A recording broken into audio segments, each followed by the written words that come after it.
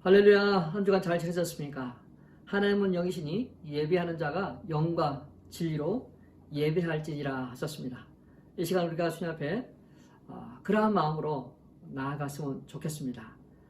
오늘의 말씀은 요한복음 21장 12절에서 17절 말씀 되겠습니다.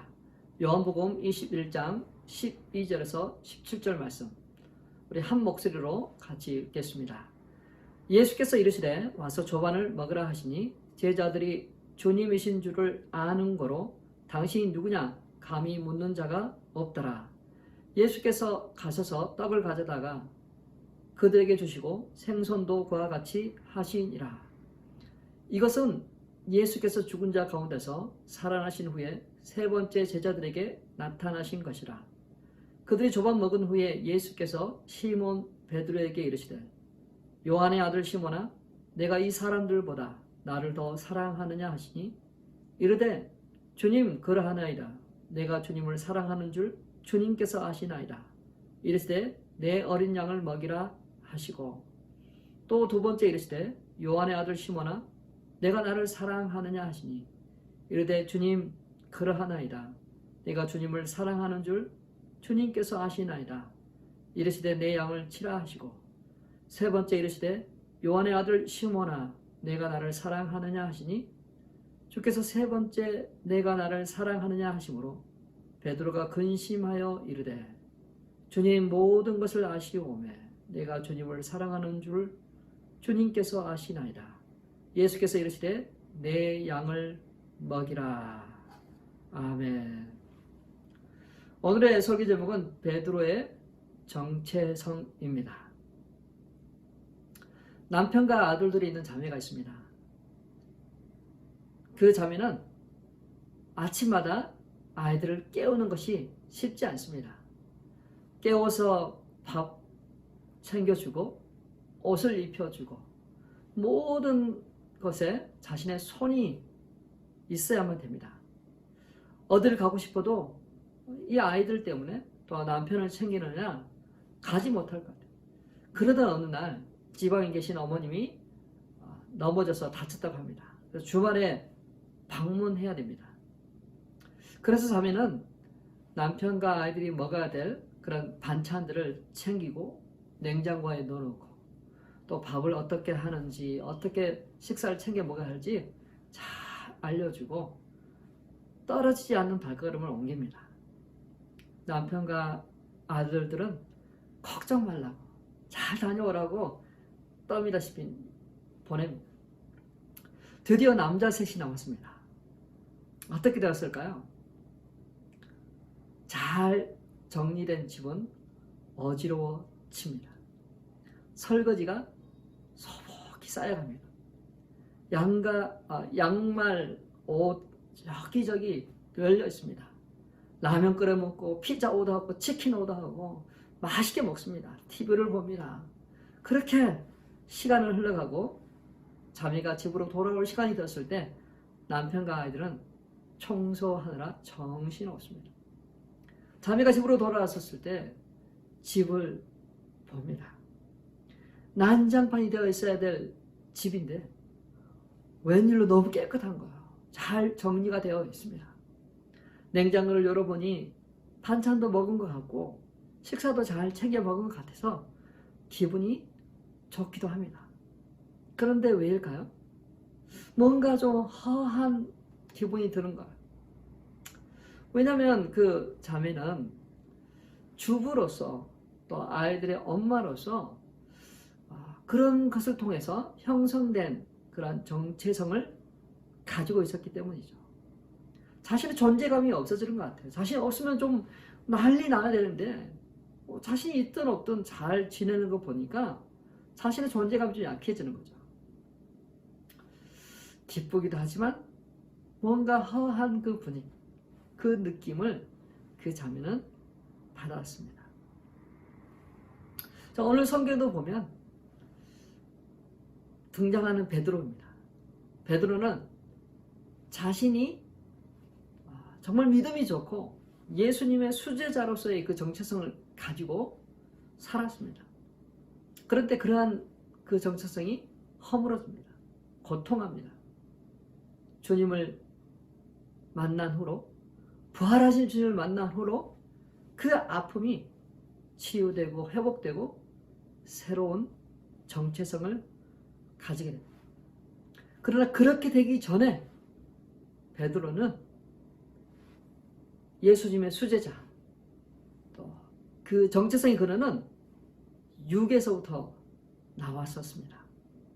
베드로는 어부였지만 예수님의 부르심을 받았습니다. 누구보다도 열정적이고 충성스러웠습니다. 예수님의 총애를 받았어요. 그는 12제자 중에서도 정말 예수님이 가장 가까이 하는 그런 그룹에 속해 있었어요. 성경에 여기저기서 보면 그 세 사람만 데리고 갔다는 구절이 참 많이 나옵니다. 예수님이 변화산으로 기도하러 올라갔었을 때 그 12명 중에서 3명만 데리고 올라갔습니다. 베드로와 야고보와 요한입니다.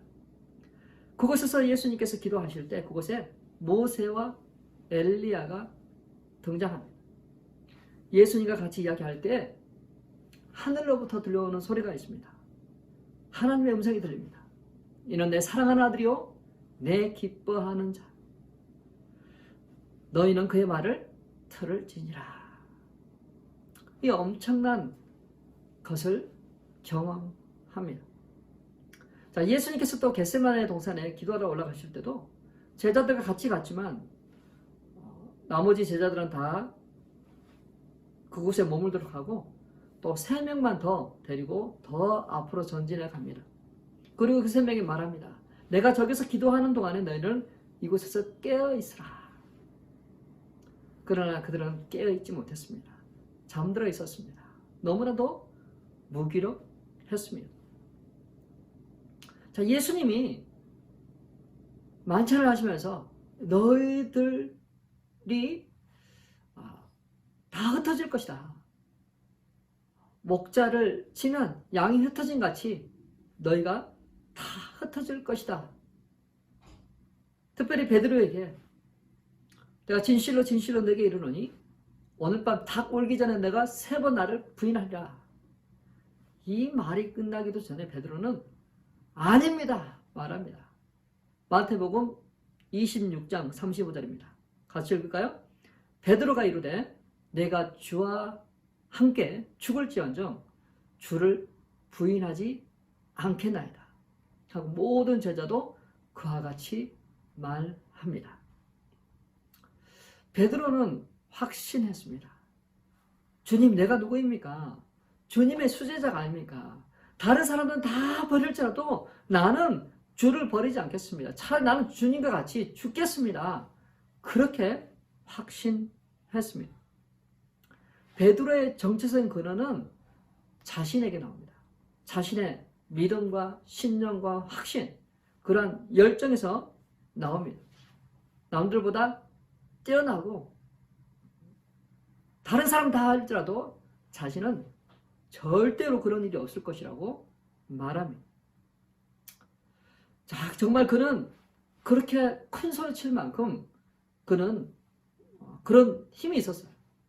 예수를 잡으러 온 성전 수비대들 앞에서 쫄리지 않고 그는 가감하게 칼을 빼서 대제사장의 종을 쳐서 길을 떨어뜨립니다.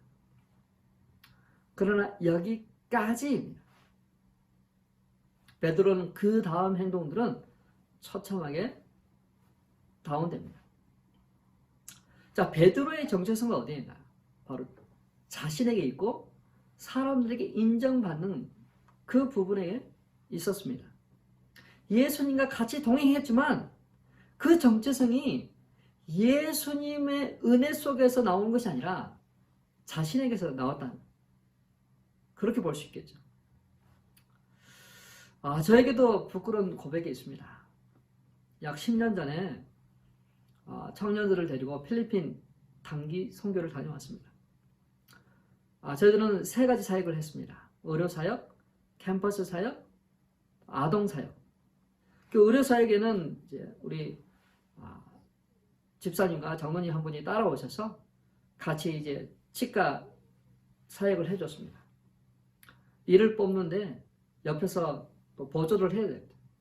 저도 간혹 가서 보조를 해드렸는데 그날따라 또 이 사역이 잘 빨리 끝난 거예요. 그래서 저의 일을 봐주시고 하나가 흔들리는 것이 있어서 그 일을 빼주셨어요. 솜을 넣어가지고 그 솜을 넣어서 깨물고 있지만 계속 피가 납니다.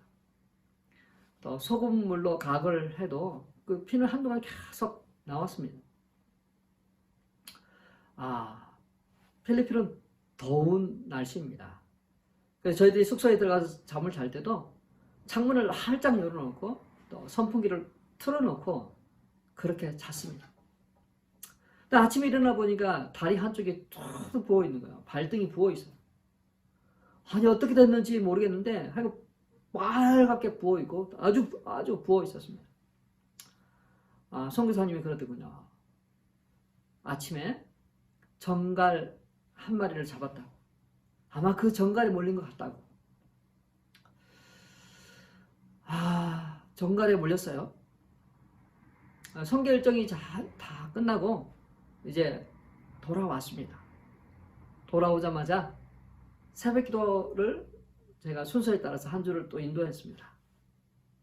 그리고 우리 집 아이들과 수영장에서 수영도 했습니다. 시차 적응하느라 잠도 잘 못 자죠. 또 말씀 준비하고 인도해야 되죠. 너무 피곤한 거예요. 그래서 그런지 그 다음 주에 고아나사가 왔어요. 바이러스가 침투했습니다. 원인은 여러 가지로 올 수 있겠죠. 근데 제가 다른 것보다도 더 유난히 강조한 단어가 바로 정갈이었어요. 정갈에 몰려서 면역력이 떨어졌다. 그 성경 보고할 때마다 그렇게 했는데 나중에 생각해 보니까 원인이 여러 가지가 있을 수 있는데 이 고아나사가 온 거는 정갈에 몰려서 면역력이 떨어졌다. 왜 정갈을 자꾸 이야기했을까요? 그 하나를 이야기하다 보니까 나머지들은 다 기억이 안 나는 거예요. 실질적으로 여러 가지 원인들이 있는데 하나에 집중하다 보니까 다른 것들은 저쪽 잊혀지고 기억도 나지 않더라 이 말이죠. 자, 저도 왜 정갈을 이야기했을까요? 더 인정받고 싶었는지도 모르겠어요. 더 높아지려고 했는지도 모르겠어요. 그러한 마음이 있었기 때문에 아마 그 단어를 사용했을지도 모르겠습니다. 자, 베드로, 그의 정체성은 어디에 있었습니까? 그의 정체성은 바로 수제자, 다른 제자들보다도 더 우월하고 항상 인정받는 그 자리. 그러니까 그 정체성은 어떻게 보면 인간적인, 육적인 어떤 그런 높아짐과 성공, 그곳에 있었던 거죠. 그 정체성은 사실 모래 위에 지은 집과 같습니다. 그의 정체성은 부실공사로 세워진 건물 같았어요. 화려하게 보이지만 견고한 그러한 건축이 아니었을 거죠. 바람이 불고 홍수가 날 때 무너지는 그러한 정체성이었어. 제자들이 흩어지고 도망갔었을 때 베드로도 역시 도망갔습니다. 칼을 빼어서 칼을 한번 휘두르긴 했지만 그 이후에 모두가 두려워서 주랭랑을 쳤어요. 베드로도 주랭랑을 쳤습니다. 저 멀리 도망간 중에 그는 내가 지금 무슨 짓을 하고 있지? 돌이켰습니다. 그러나 예수님 가까이 오지는 못했어요. 저 멀리서 예수님을 끌고 가는 그 호위병들을 뒤에서 따라갔습니다. 대제사장 집으로 들어가는 걸 보고 베드로도 그 대제사장 집으로 들어갑니다. 아무렇지도 않는지 따라 들어갔습니다. 한 여종이 베드로를 알아보고 너도 갈릴리 사람 예수와 같이 있었다. 베드로는 그 사람 앞에서 그 사실을 부인합니다. 나는 내가 무슨 말 하는지 모르겠는데. 그리고 다른 자리로 자리를 피했습니다. 다른 자리에 갔었을 때 또 한 여종이 그를 보고 말합니다. 이 사람은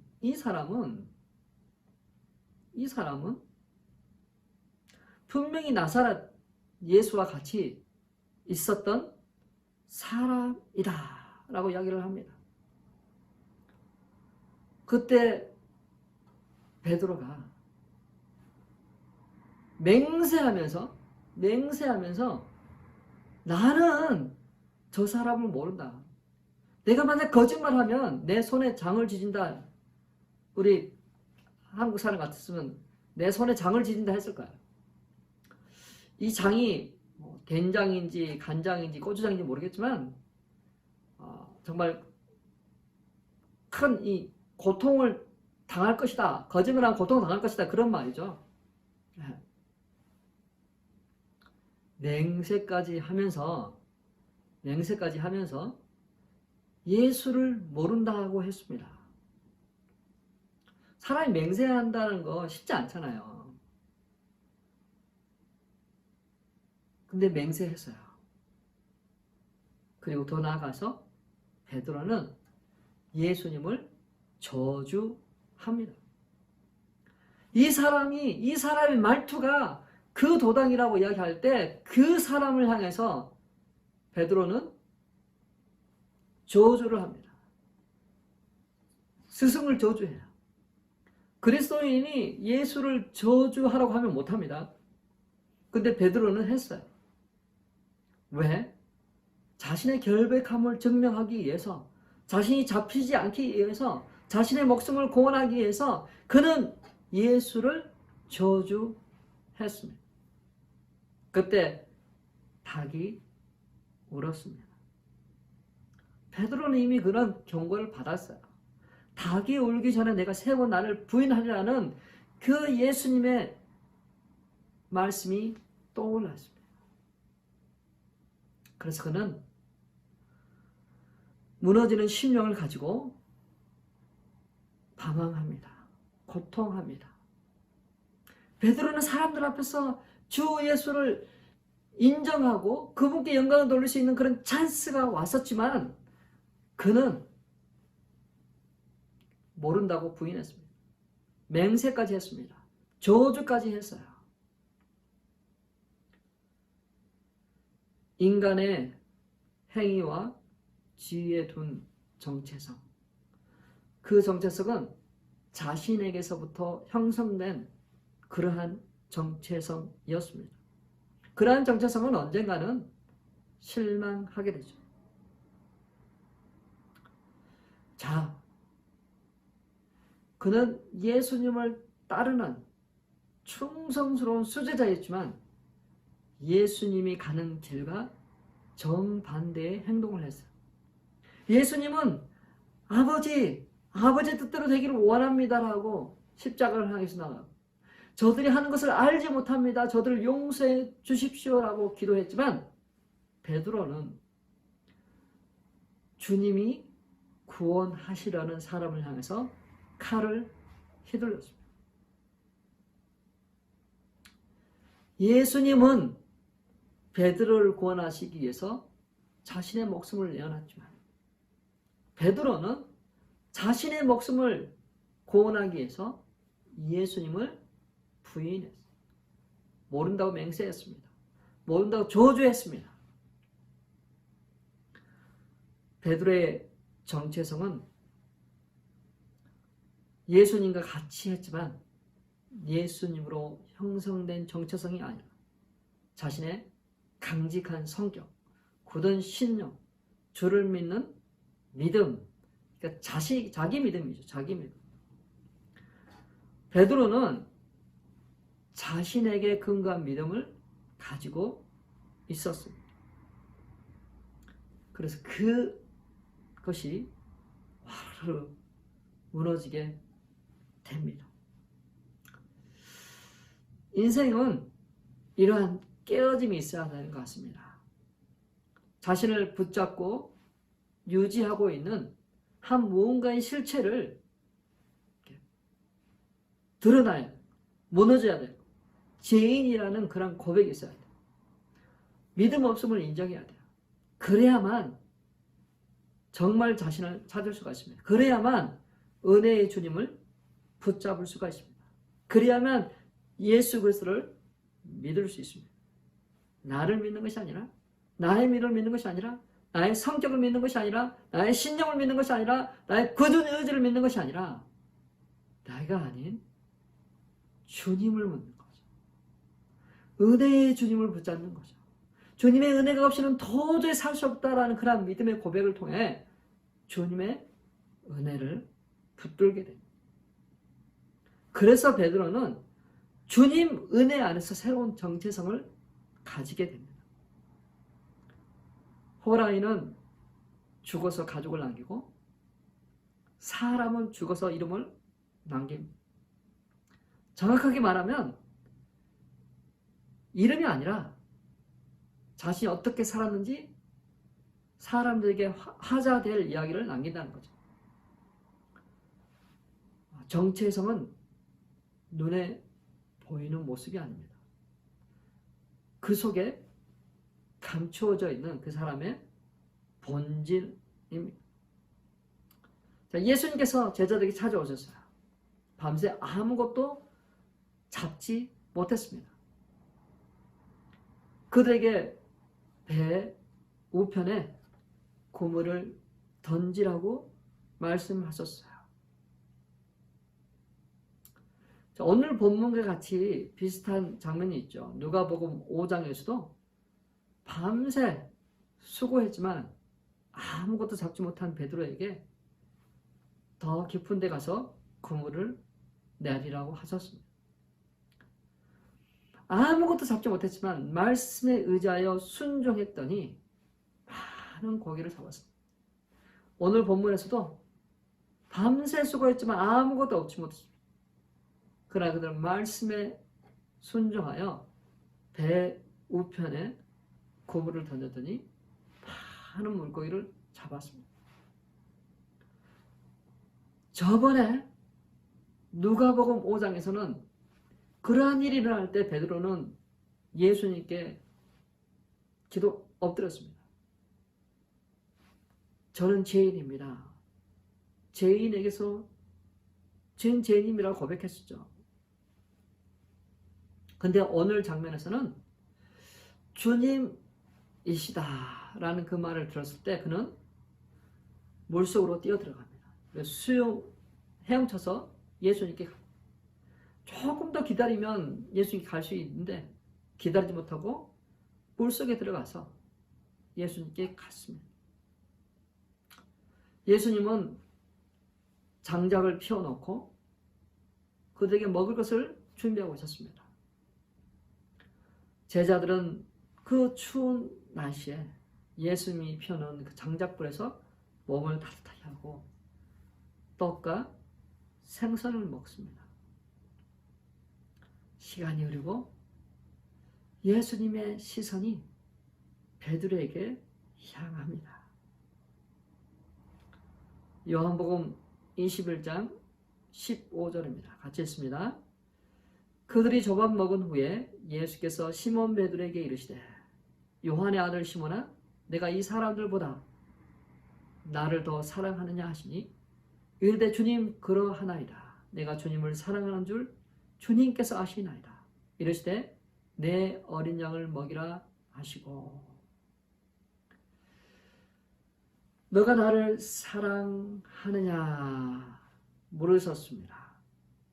전에는 그럼요 주님, 내가 주님을 사랑하지 않으면 누가 주님을 사랑하겠습니까? 다른 사람 다 버려도 나는 버리지 않습니다.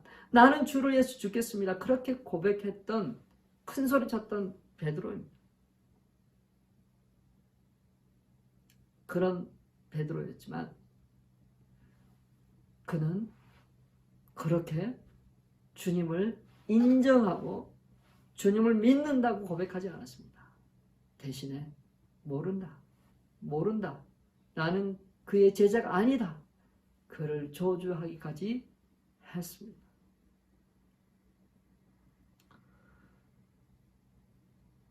베드로는 처참한 패배를 경험합니다. 자신의 믿음과 신념은 너무나도 연약하다는 것을 알게 됩니다. 너무나도 두려워하고 무서워하는 그 자신의 모습을 보고 그는 좌절합니다. 내가 어떻게 예수님을 부인할 수 있었지? 내가 어떻게 예수를 모른다고 맹세할 수 있었지? 내가 내 주님을 어떻게 저주하고 그렇게까지 할 수 있었을까? 도저히 자신이 이해가 되지 않았습니다. 고통하고 신음하고 있어요. 근데 예수님께서 숯불을 장작불을 펴놓으시고 다시 한번 기회를 주고 있어요. 요한의 아들 시몬아, 너가 나를 다른 사람들보다 더 사랑하느냐? 이때는 베드로는 겸손하게 고백합니다. 주님, 내가 주님을 사랑하는지 주님은 아십니다. 베드로는 변명하지 않아요. 베드로는 다른 어떤 것으로 예수님을 설득하려고 하지 않아요. 베드로는 주님 사랑합니다. 주님이 아십니다. 예수님은 3번씩이나 너가 나를 사랑하느냐 물었어. 베드로는 주님 사랑합니다. 사랑합니다. 사랑합니다. 그럼 베드로에게 주님은 소명을 주세요. 내 양을 먹이라. 내 양을 치라. 깨어지고 상처 입은 자를 통해서 주님은 일하십니다.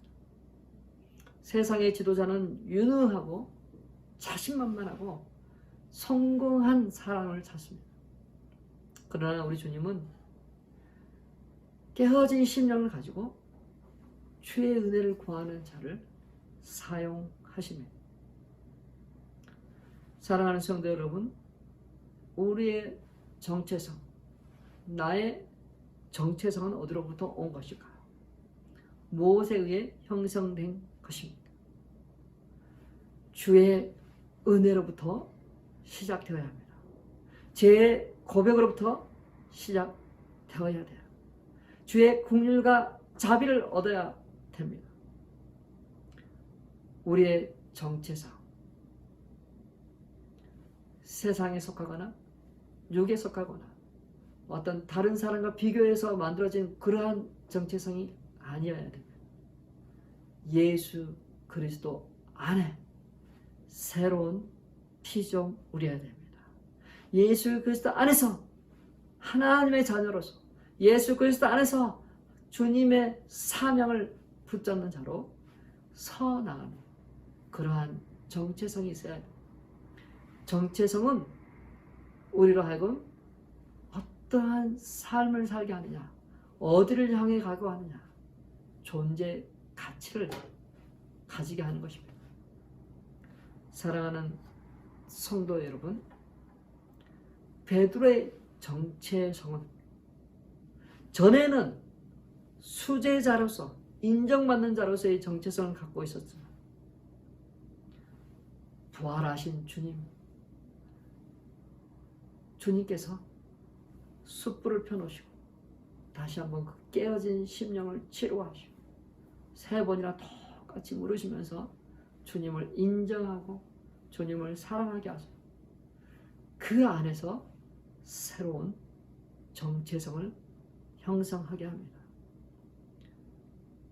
그리고 나서 베드로는 변화됐습니다.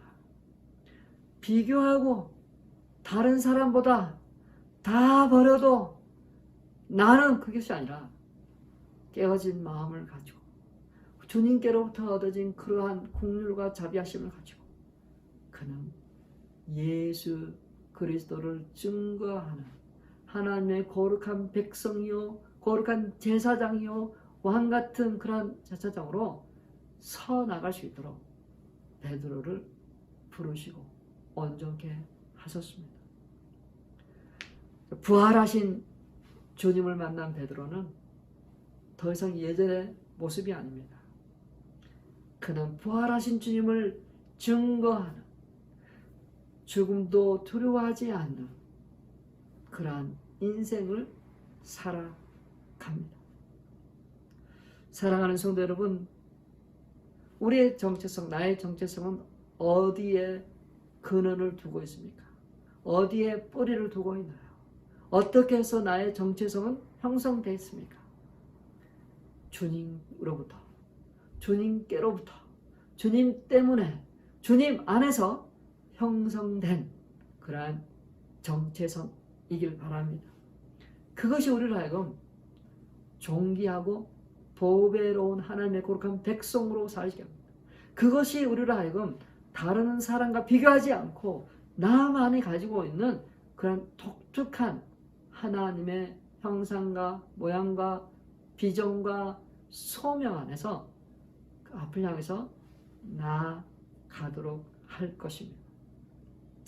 사랑하는 성도 여러분, 예수 안에 새로운 정체성을 가지고 그 정체성을 가지고 기뻐하고 즐거워하는 저와 우리 성도님 되시길 주님의 이름으로 축원합니다.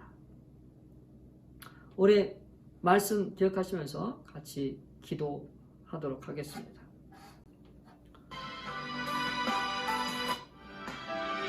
우리 같이 한번 기도할까요? 말씀 기억하시면서 하나님, 나의 정체성은 어떻게 형성되었습니까? 상처와 아픔과 고통 가운데서 망가지고 상한 그러한 정체성이 아닌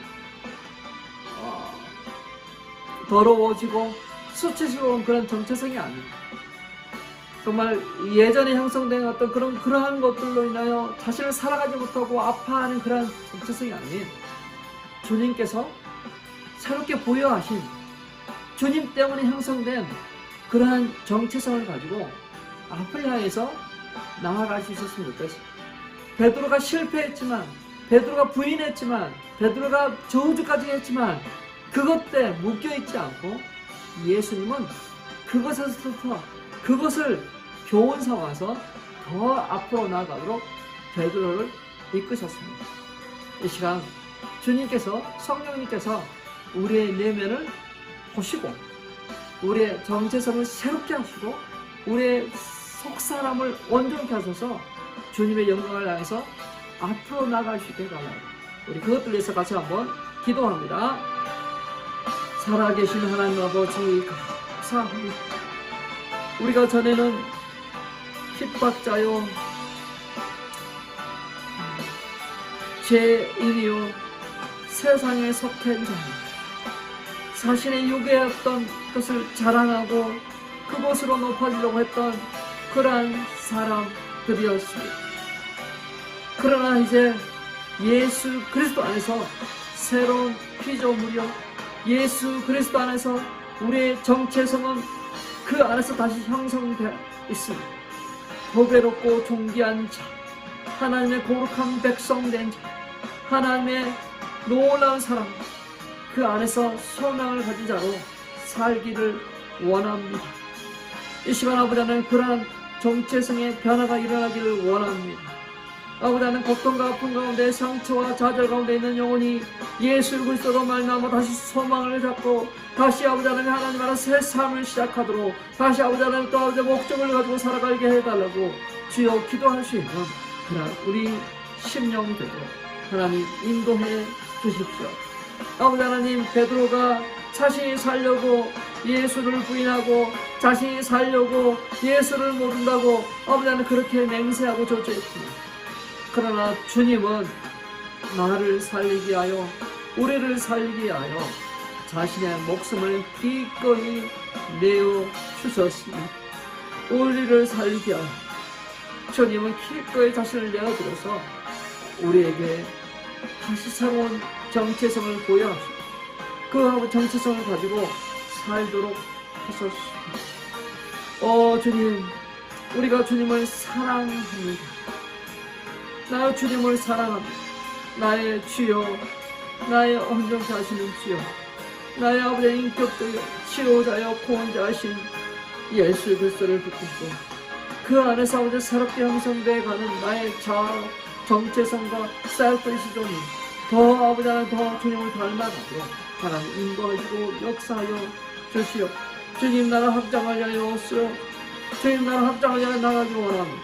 하나님 한 번이라도 과거에 매여있고 상처에 매여있고 고통에 매여있는 그러한 인생 살지 않도록 도와주시고 이 시간 나사렛 예수 그리스도의 이름으로 이 한 영혼들이 정체성의 변화가 일어나고 자신의 아버지의 그 본질의 변화가 일어나고 육에서 영의 사람으로 세상의 자녀로 어둠의 자녀에서 빛의 자녀로 하나님의 자녀로 거듭나는 역사가 이 시간 일어나도록 인도하시고 역사하여 주시옵소서.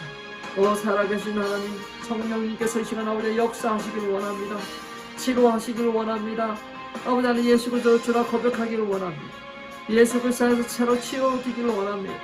육체가 치유되고 아버지 하나님 정신적인 그 모든 것 치유되고 새로워지도록 주여 인도하시고 역사하여 주시옵소서. 살아계신 예수 그리스도 이름으로 기도 올려옵나이다. 아멘. 이 시간 우리가 또 기도의 섬김 시간을 갖도록 하겠습니다. 우리 주변에 암 투병하시는 분이 많습니다. 또 여러 가지 아픔과 고통 가운데 말 못하는 그 고민과 아픔 가운데 힘들어하는 자가 있습니다. 또 가족을 잃은 자가 있습니다. 또 가정의 위기 가운데 있는 자가 있습니다. 또 싱글맘들이 있습니다. 또 나이 드셔서 참 힘들고 어렵고 치매와 여러 가지로 아파하는 분들이 있습니다. 이 시간 그 한 분 한 분들을 기억하시면서 하나님의 은혜가 그 영혼들에게 흘러가도록 우리가 기도의 섬김의 시간을 가지도록 하겠습니다. 하나님 감사합니다. 하나님 이 시간 아버지 하나님여 고통 가운데 있는 영혼들 위해서 기도합니다. 암 투병 중에 있습니다.